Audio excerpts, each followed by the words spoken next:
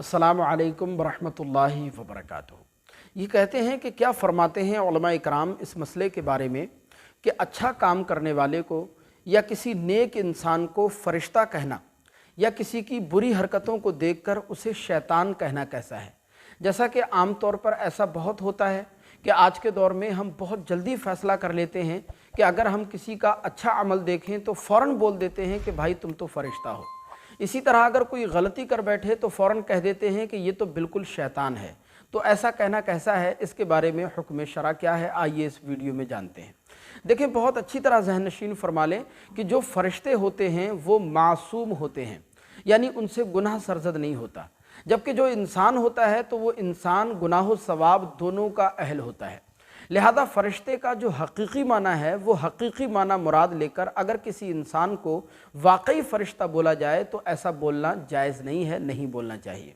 लेकिन अगर कोई नेक इंसान है, परहेज़गार इंसान है, नमाजी इंसान है, तो उसकी नेकी और परहेज़गारी को ज़ाहिर करते हुए बतौर सिफ़त तारीफ़ के तौर पर अगर उसको फ़रिश्ता या फ़रिश्ते के जैसा बोला जाए तो इसमें शरअन कोई हरज की बात नहीं है, ऐसा बोल सकते हैं।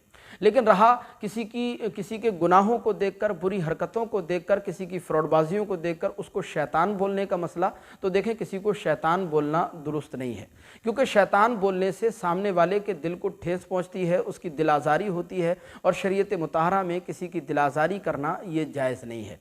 मिसाल के तौर पर अगर कोई गुनहगार है या कोई नमाज नहीं पढ़ता है तो हमें ये नहीं कहना चाहिए कि ये बिल्कुल शैतान है, बल्कि हमारा फ़र्ज़ ये है कि हम उसको नरमी से समझाएं, प्यार से समझाएं और मोहब्बत से राह रास्त पर उसको लाने की कोशिश करें। तो खुलासा कलाम ये है कि जब किसी इंसान को फ़रिश्ता बोला जाता है तो उसका मकसद होता है कि उसकी नेकी और परहेज़गारी को ज़ाहिर किया जाए। ये बतौर तारीफ़ के तौर पर बतौर सिफ़त बोला जाता है और इसके बोलने में शरअन कोई हरज की बात नहीं। लेकिन शैतान किसी को भी नहीं बोलना चाहिए, क्योंकि उससे सामने वाले की दिल आज़ारी होती है और दिल आज़ारी करना ये शरीयत मुताहरा में जायज़ नहीं है।